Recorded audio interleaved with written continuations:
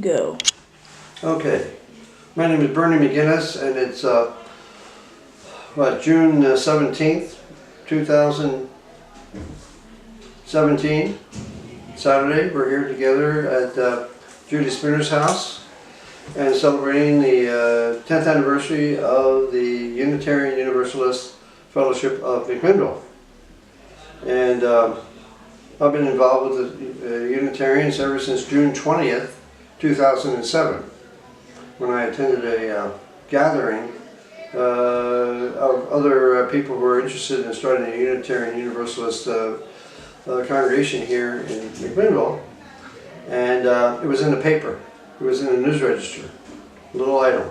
If you're interested in forming a Unitarian Universalist congregation here in McGinnis, please come to this address at this time on a Sunday evening at 6 o'clock. And so I showed up, and that was one of the most important showing up that I've ever in my life. It was very important, because today we're 10 years old, and this fellowship has brought more joy and more fellowship than I can shake a stick at. And it's a real joy to be involved.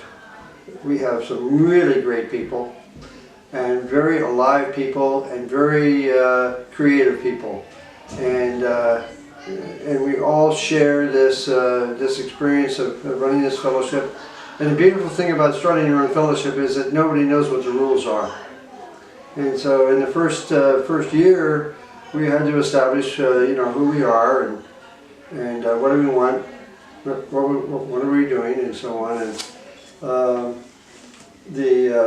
And so we got some basic goals and aims, and that we made that our mission.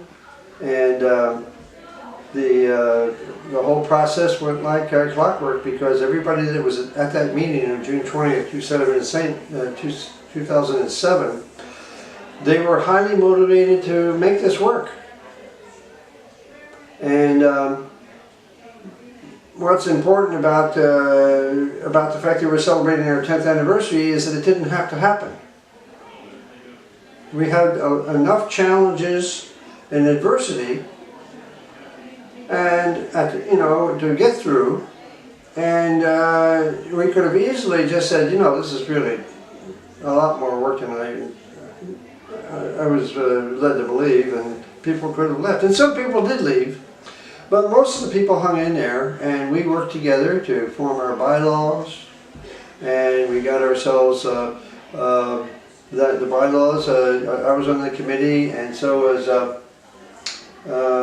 Leah Bloom, and a few other people, but I can't remember the others. I think Eric Gavelson was on it.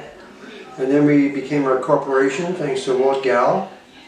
And Walt Gall is a member of our fellowship that hardly anybody knows, but he is a member, and he pledges every year. And then we also got to be a charity. We got to be what is known as the IRS code, as a 501c3. And that gave us tax-exempt status with the IRS. And that was a big deal. And that was led by Bev Halverson. And Nathan's mother, Chris, was always our leader for the first, I'm going to say, 4 years. She was the moderator at the first meeting I was at. I don't think you were there, Nathan. No. And she was the moderator. And Chris has just a natural gift of being able to lead. I've never seen anything like it. Actually, I've seen it once or twice. Very rare. For a man or a woman to be able to this natural gift, where people naturally basically follow her. And it's not like as if she tries to ask people to follow her. She just says enough to where people will follow her. And so she was our leader for that first year, and she was also on the board, and she was our chair of the board for I think 3 years. And then she went off and let somebody else take over the helm. But Chris has always been, now after she got off the board, she's always been somebody in the background who's doing something to basically increase the scope of the stuff that we're doing in the fellowship. For instance, she was very influential in bringing us to add the OWL classes to our religious education program. And the OWL classes, for those of you who are looking at this and don't know what that is a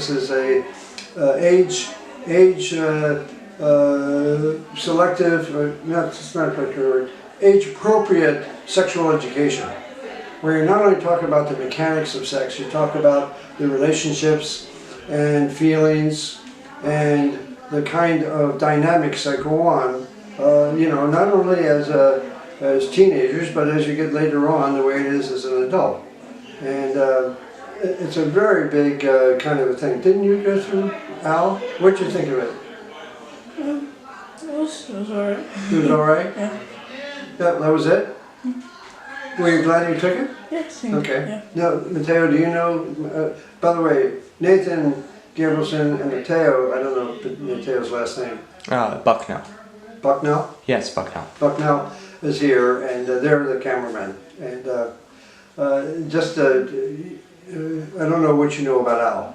I don't know anything. It's a tremendous way to help young people, particularly, get through the experience of growing up and becoming, going from childhood into teenagehood and into adulthood.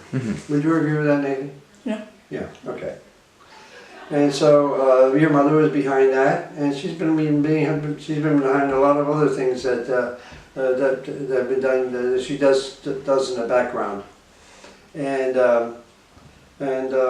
so Chris has been extremely influential, but we've had a lot of people who have helped out, particularly in that first year. Susan Morant, and there was Eric Gabrielson, and Pam Bergen. They were all, Pam and Chris, I know, and Susan, and Bev Pavelson, they were all on the board along with myself. And so it was a big deal. And most of all, I'm going to try to shut this off. You got to say, why did UUFM survive while other fellowships and other UU congregations would start up and die? I don't think anybody has a single answer. But the one thing I know is that in that first year, that first 2 years, everybody worked hard to make this happen. And now we're now having services every Sunday during the school year. During the summer, we only have the first and third Sunday. But we have a tremendous service, and we have a tremendous RA program. For both the elementary and for the middle and for the high school, and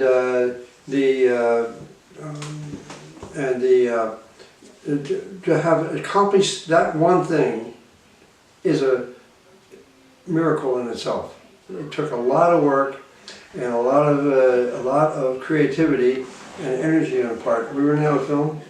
No, I'm just checking. Okay. At any rate, the thing is that we're still together because everybody not only has allocated their energies, but we enjoy the hell out of each other. We enjoy seeing each other, and we enjoy talking together. And we've made, for me personally, I've made some acquaintances that have entered into my life in the most amazing way. That 10 years ago I didn't have it, and now I do, and I bless the day that it happened.